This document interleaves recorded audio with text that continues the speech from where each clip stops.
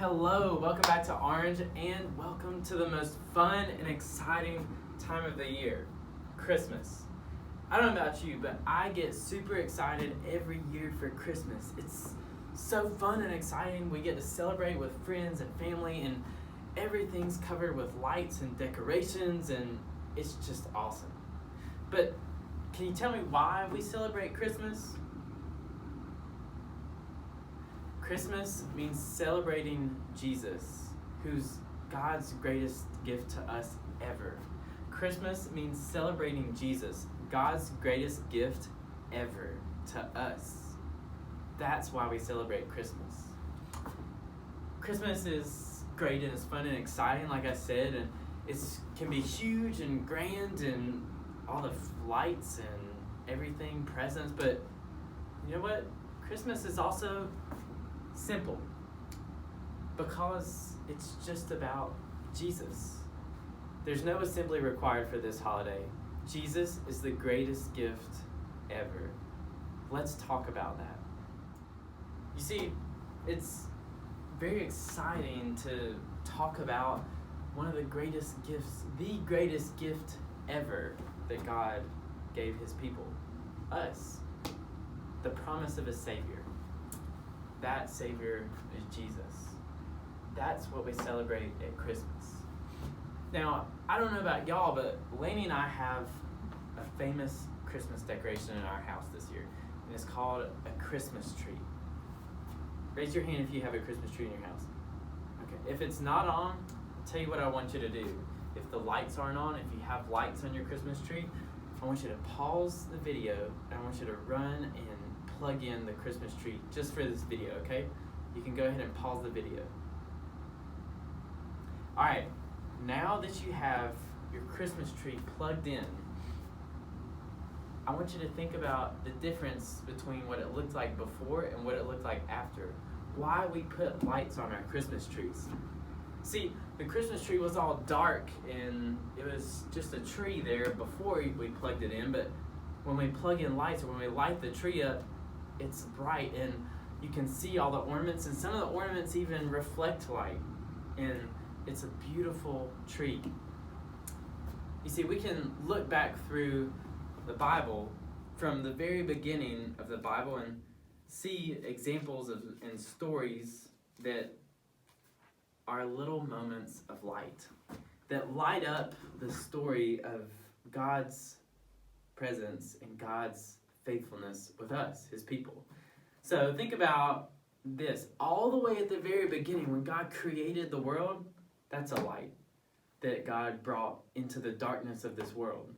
Then we can see how God brought Moses out of Egypt and brought all of Israel out of Egypt. He parted the Red Sea and let people walk through on dry land. He saved Israel from slavery in Egypt. That's a light. Then what about King Josiah and King David? They're bright spots. They're people who followed God and who wanted to have a relationship with him and loved him, and they led their people to worship God.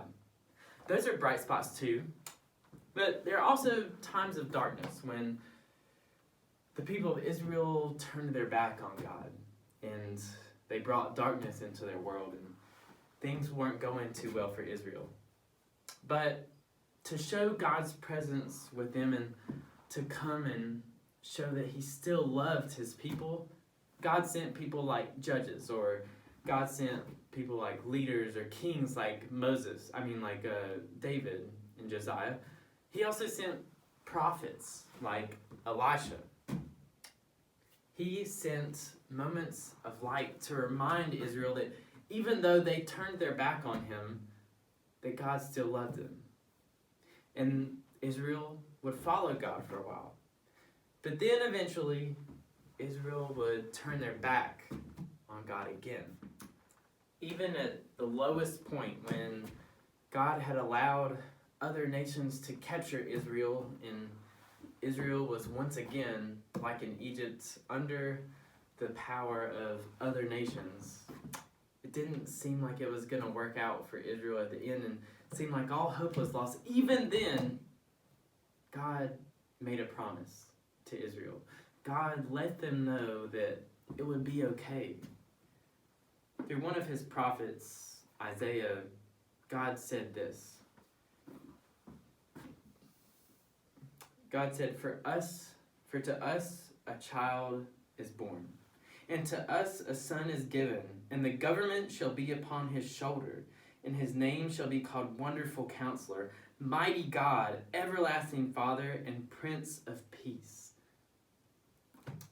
There are hundreds of prophecies just like this in the Old Testament that talk about God's plan to send a Savior, someone who would save Israel from their hopelessness and from their situation, from the fact that they couldn't seem like they could get it together, that God would send a Savior for them.